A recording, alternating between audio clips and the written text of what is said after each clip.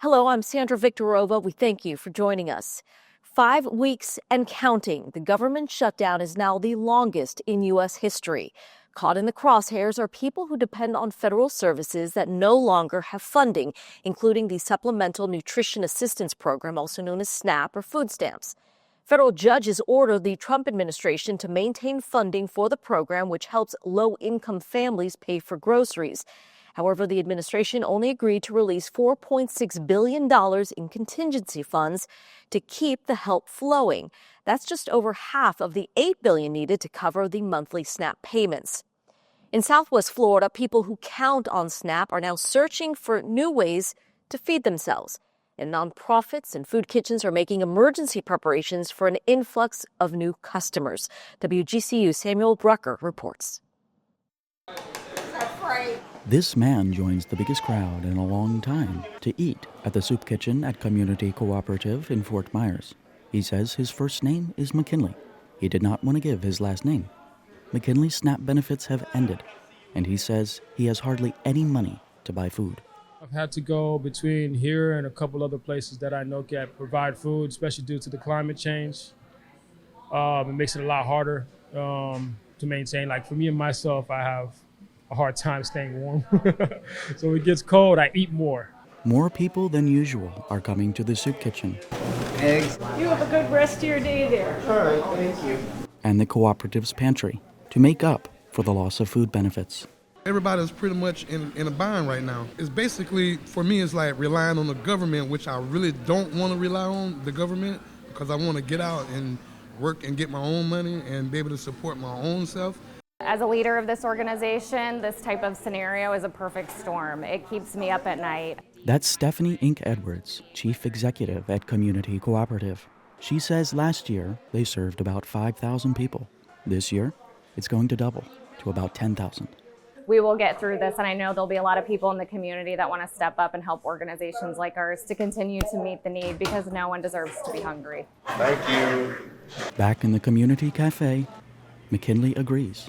I spend a lot of time with people in the neighborhood, and sometimes, and I know it's a struggle, especially when they have children. It puts a lot of stress within the household. Community Cooperative says it needs donations and volunteers now more than ever.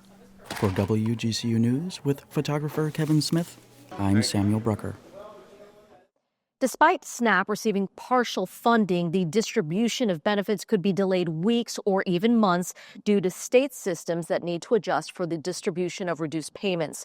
Approximately 3 million Floridians are enrolled in SNAP, according to the U.S. Department of Agriculture, the fourth largest enrollment in the country. The Florida Policy Institute says a majority of recipients in Florida are children and seniors. Governor Ron DeSantis recently said the state will do more, but added that ending the government shutdown is the best solution. So I know there's a lot of mobilization in Florida. I know that our Department of Agriculture is leading, and we're happy to support those efforts. But the idea that somehow the federal government, these Democrats are holding up the funding, and that the state of Florida should just all of a sudden create our own program to mimic it. First of all, we wouldn't be able to administer something. I mean, it would take a long time. So the easiest solution to it, if this is something you're concerned about, is that they should stop holding up the funding for the program. Democrats in the Florida Senate and House sent a joint letter to Governor DeSantis asking him to declare a state of emergency on food insecurity. Democrats are asking for additional funding to support what will not be provided by the federal government. They also asked resources be provided to schools, writing that, quote, no parent should have to choose between paying rent and feeding their kids. So far, the governor has rejected calls to declare an emergency.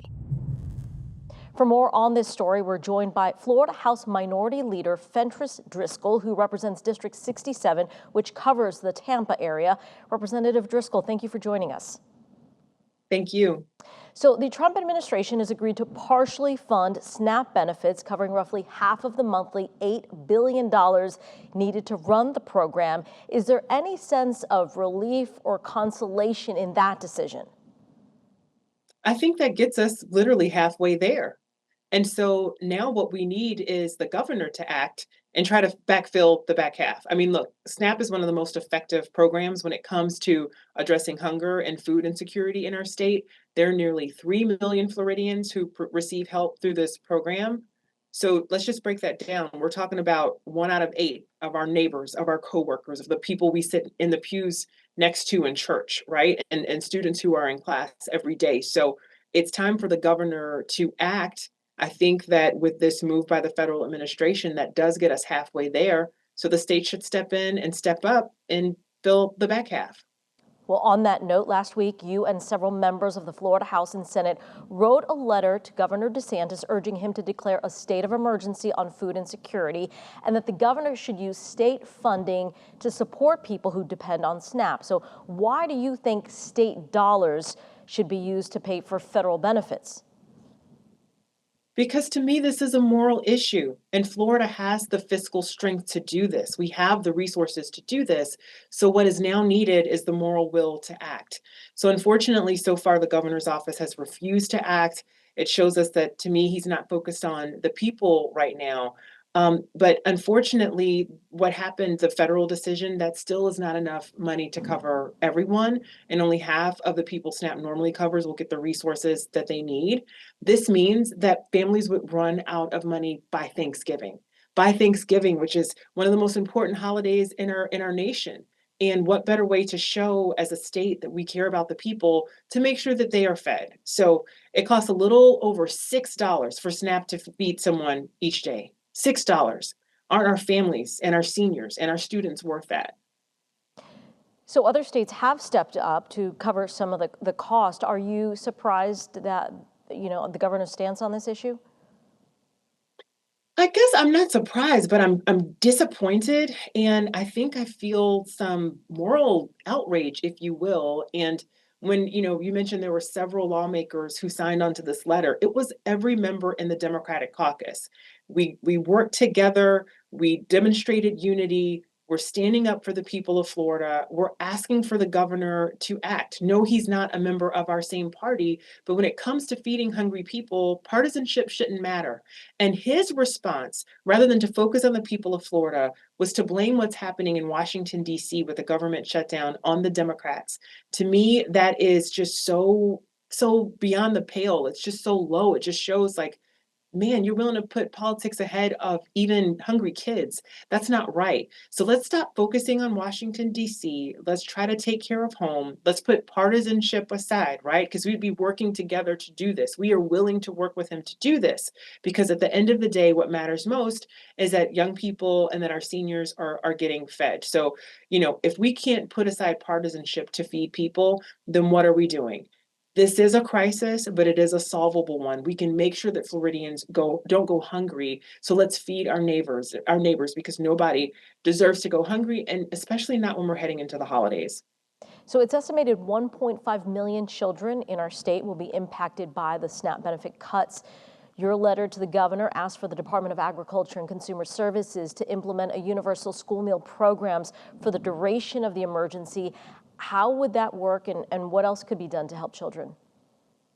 Right. So we know that sometimes the only meals that kids get are the ones that they get when they are in school. So we need to make sure that the resources are there to keep those programs going. I will tell you that there are members of our caucus also working behind the scenes to make sure that those programs continue through lunch because there's a way, or through the summer because there's a way that the state could do that. But it literally would make sure that our school districts have the resources that they need to keep food on the table for hungry kids. So that's why we included that because listen, I know that politics can feel very heavy right now and it feels like everything is super partisan, but I'm a believer that perhaps we can find some nonpartisan or bipartisan pathways to help people. The governor of our state, like I said, he's the opposite party of my caucus and me. When it comes to feeding hungry families and hungry kids, that doesn't matter.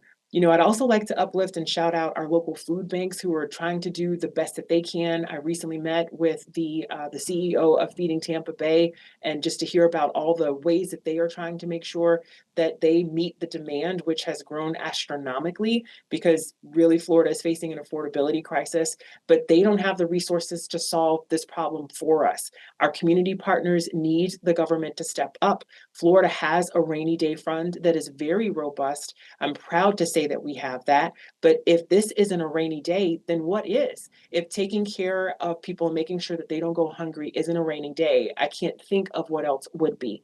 So, like I said, it's a crisis, it's a solvable one, and it's time to act. Are you frustrated by both parties in Congress right now that they haven't been able to come together to get the federal government open and resolve issues like what we're talking about today?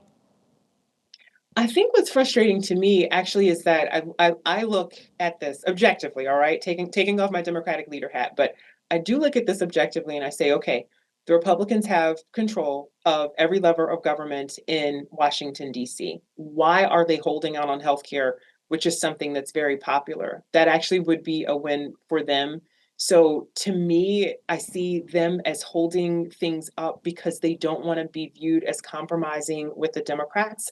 I think that that is the wrong lens. Anytime you are in government, it is necessary to compromise, whether you are in the minority or the majority, because the reality is that America is a diverse country, just like Florida is a diverse state, and we have different political perspectives. No one party represents all the perspectives 100% of the people. So you got to be willing to compromise. And I suppose that's the disappointment that I have. I don't see the Republicans in leadership, particularly President Trump, willing to meet the Democrats part way. And that's all they're asking for. Standing up for people and their health care, I think is worth it. How do you feel about what's happening in the Florida House and Senate on this issue? Is enough being done to say, let's do something? You know, I think there's always room for more, okay? I'd always welcome more opportunity to work together with my colleagues across the aisle. But just to kind of, maintain the focus of this, Governor DeSantis actually has the authority to do what we are asking him to do. He could do this very effectively and very efficiently. You know that with the legislative process, we're in the middle of committee weeks. Legislative session doesn't start until January. By the time our process is done in March, we would be talking about multiple months with families going hungry should the shutdown continue to last. We are facing a crisis that is solvable right now. The governor actually could act and help to end this and meet the federal government halfway because they would be covering half of the cost and make sure that our families have food on their plates at Thanksgiving. So it's really a function of the executive government, not so much the legislature right now. That's why we need to focus on encouraging the governor to meet us halfway and to please act. Representative, what would you say to anyone right now who receives SNAP benefits, who is very worried, now facing greater food insecurity because of this shutdown? Yeah, I would say that my heart goes out to them and to please hang in there. And we are pushing for you and fighting for you and your family so that help will be on the way. And I can imagine that this feels probably very disappointing and very confusing because if you're working hard every day just to put food on the table and struggling in this way, I doubt that many folks have the time or the luxury and the leisure to get into the weeds on politics. But please know that my caucus and I, the Florida House Democratic Caucus, and I think I could speak for the Florida Senate Caucus because they sign on to this letter as well, we believe that every Floridian deserves the freedom to be healthy, prosperous, and safe. I believe that whether you voted for me and members of my party or not. I believe that regardless of your zip code. I believe that regardless of your physical appearance, how you look, your skin color, who you love, you deserve to have food on your table. To me, this is a human right. Food is a human right. It is a moral necessity. When we're talking about our young people, we know the data shows that they learn better and are able to better receive instruction in the classroom where they're not hungry. Like this matters. It matters that we take care of our seniors, many of whom are veterans and who are willing to sacrifice it all for this country. So, when I think about the people and what they must be feeling, my heart goes out to them. So just know that my caucus will and I will stay laser focused on fighting for you because this truly is a nonpartisan issue. Florida House Minority Leader Fentrice Driskell, thank you very much for your time. Thank you. Thanks so much for watching, and make sure you download the WGCU app for more content, including extended interviews, documentaries, and all of your favorite WGCU programming.